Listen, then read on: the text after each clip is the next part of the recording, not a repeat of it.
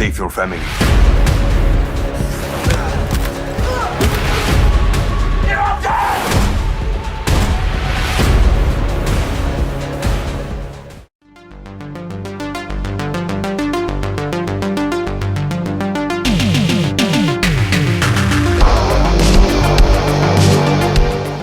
We are talking The Gardener. This one is directed by Rebecca J. Matthews and Scott Jeffrey. You may have heard me mention the name Scott Jeffrey many a time on this channel. He is the owner of Jagged Edge Productions and a prolific B-movie producer, and we've reviewed many of his films here. And this one he is, as well as the producer, is co-director. But this one actually has a couple of recognisable names in it. We've got Robert Kovacs Bronzi, who is the Hungarian actor who ultimately looks a lot like Charles Bronson and has been in various kind of action movies, including kind of westerns and Death Kiss and things like that, to kind of like play on the fact that he looks a lot like kind of Charles Bronson and does kind of similar roles.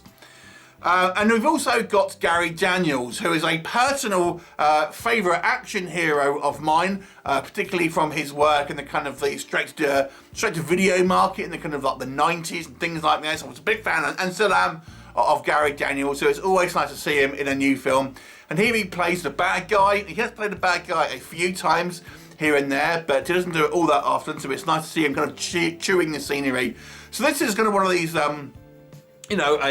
Scott Jeffrey's movie that actually does have a little bit more of a recognisable talent. You also have, of course, the Scott Jeffrey's regulars here turn up: Nicola Wright, Sarah T. Cohen, among a couple of others as well. So, there it is. So what is the story? The story focuses on a family who live in somewhat of an isolated area in a kind of a large house. And they are subject to a home invasion by a group of professional criminals. Now, we learn in the prologue that these criminals are actually quite bloodthirsty as we see them execute people in a prologue. So we know that they mean business. And here they are after to steal something specific, but ultimately have to take this family hostage. And it is up to Robert Bronzi's character, Peter, who is the kind of the living gardener, to try and save him. However, little do these criminals know that Peter, played by Robert Bronzi, is actually ex-military and has a history of dealing with people like this. So what will happen? Well, you have to watch the movie to find out. So let's first of all talk about what I liked in this movie. Okay, I think it makes a big difference having a little bit more kind of, if you can call it, star power in these kind of movies. Certainly within kind of B-movie circles. Robert Bronzi, first of all, okay, so he is, I say, a Hungarian actor, and he was originally has a career because he looks so much like Charles Bronson, and he does. I think he plays a great role here of a guy who kind of wants just to be left alone, do his gardening, live a peaceful life, but you know that he's had this kind of hard life and has had to kind of had some tragedy in his life maybe, and it's actually played relatively well by Bronzi, who probably has the most amount of dialogue that he's ever had in a movie. He is Hungarian, and his kind of initial movie roles had very little dialogue because he couldn't really speak English. But obviously, as time has gone on, he's obviously got a little better with it. So here he actually has a reasonable amount of dialogue. And I have to say, I actually thought he played these scenes pretty well. In particular, as they say, you do believe him as this kind of very down-to-earth, salt-of-the-earth type guy who is this gardener who loves his job. And, he actually plays it quite well, I have to say. But you still believe it when he does have the action sequences and he's got this kind of past. And another thing I liked about what they did with the Peter character played by Bronzi is he's not Superman. He's ultimately of advancing years and he can't take multiple villains and stuff like that. So he has to kind of play smart and he gets hurt. So I actually quite like the fact that we have somewhat of a vulnerable, lead kind of protagonist. I'm not saying he's the greatest, acted action hero or anything like that, but I still enjoyed it for this kind of this B-movie style, straight to kind of VOD DVD style movie. I thought he did a good job here, probably his best role, I have to say, to date in regards to acting ability. And then we have Gary Daniels, who loves chewing up the scenery as a kind of a bad guy. He still looks great You know, Gary Daniels is getting a little older now, but he still kind of looks in great shape and can still pull off the moves. And he loves playing a bad guy, and you know, he's always kind of fun to watch as the kind of the head honcho bad guy. And he has some reasonable action sequences as well, and has a few kind of like funny lines here and there. I have to say the general kind of feel of this movie feels like it's taking a little bit more longer and with a little bit more care to shoot. Now, Scott Jeffries knocks out movies like no tomorrow. There's 2 or 3 a month, it seems sometimes, and you know, when you're that prolific, you obviously hone your art somewhat. And I have to say that despite this movie having some problems, which we'll come on to, certainly from a technical perspective, I feel this movie is maturely handled, with a few kind of exceptions here and there. In regards to its kind of technical elements, it's kind of relatively kind of well shot, you know, well lit. The kind of the audio is good for the most part. A couple of times when the music kind of is a little bit high, but for the most part, on a technical level, it's all kind of pretty proficient. And once the kind of the action starts, I feel it's never kind of like stupidly over the top. It's relatively kind of grounded. The best fight sequence for me was the actual one between Robert Bronzi's character Peter and this female robber, this female bad guy who is part of the group. That to me was the best action sequence, the best film, and the kind of the most kind of realistic. But I like the fact that these guys aren't doing silly high flying moves. They're relatively kind of like simple. And some of the fight scenes, you know, some of the fight scenes or some elements within the fight scenes do look kind of fairly good. The acting is a mixed bag. We're going to come on to it, but again, some of these kind of like actors are very prolific, so they're kind of like, you know, fairly kind of experienced at this point. Nicola Wright, I think, does an okay job as the kind of the mum, who is really, I guess, our main kind of character in regards to the kind of our kind of hostages. But let's kind of like transition to maybe what doesn't work. The decision here, and this happens a lot of the time in low budget British films, is to saddle our British cast with American accents. And yeah, to me this never really works. I never really feel that the vast majority of actors here can pull off an American accent convincingly through the movie. Now this is done, so these films can be sold in America because, you know, Americans like to watch other Americans. They don't really necessarily want to watch, you know, a full British cast and what have you.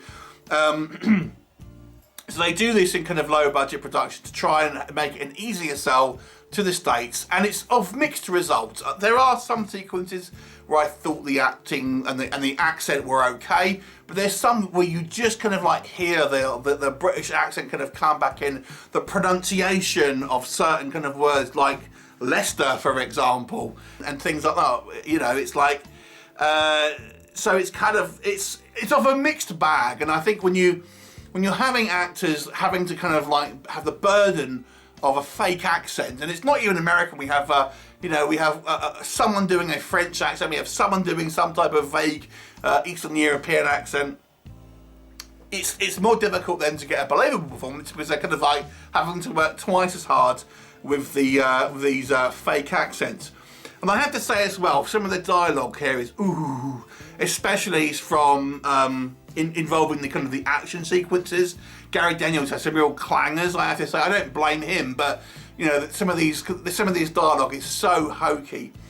And I have to say as well, if you're wanting a realistic action film in regards to simple kind of believability, you're not going to find it in this film. I mean, when Bronzi first of all discovers that there's kind of home invaders, the first thing would be to truly defame the police, but that doesn't happen for some reason. He just goes away and finds a weapon. It's like, why wouldn't you call the police? Now you could argue, oh, he didn't have a phone, but it needs to be established in the film. You know, but they don't know he's even there initially, so they could have kind of, you know, he could have gone back to his little room and what have you. So there's kind of, that's one example, but there's like various kind of fights within this house that people can't hear, things like this, and you know, we have people that are gagged that are just like not even covering their mouths, and for some reason they can't speak. There's a shot towards the end where a character uses a knife, and the knife looks like a complete different knife in a couple of different kind of shots and things like this. So there is a real kind of lack of detail. So despite the fact that I think on a technical level in regards to kind of camera work and stuff like that, it feels like a little bit more time has been given with this film. Certainly with some story elements and some kind of like plot conveniences and just things like this, it just kind of seems to be rushed through. Outside, go back to the acting again. Sometimes I think some of our bad guys are kind of our home invaders.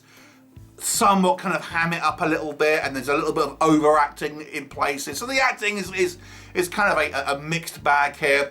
I actually thought they were going to be have a little bit of nuance on one character. We have kind of Gary Daniels, I guess, second in command. Seems like he has a little bit more, of a conscience in regards to what he's doing, and I thought, well, maybe that's going to kind of factor in, and it's going to make this guy somewhat of a not just a typical kill 'em all bad guy, and he's going to have feel a little more torn about it. But no, it's kind of just kind of ignored, and it's introduced, but then nothing is done with it, which would have made him a little bit more of an interesting character. I have to say as well, I think they cast the son of this family too old.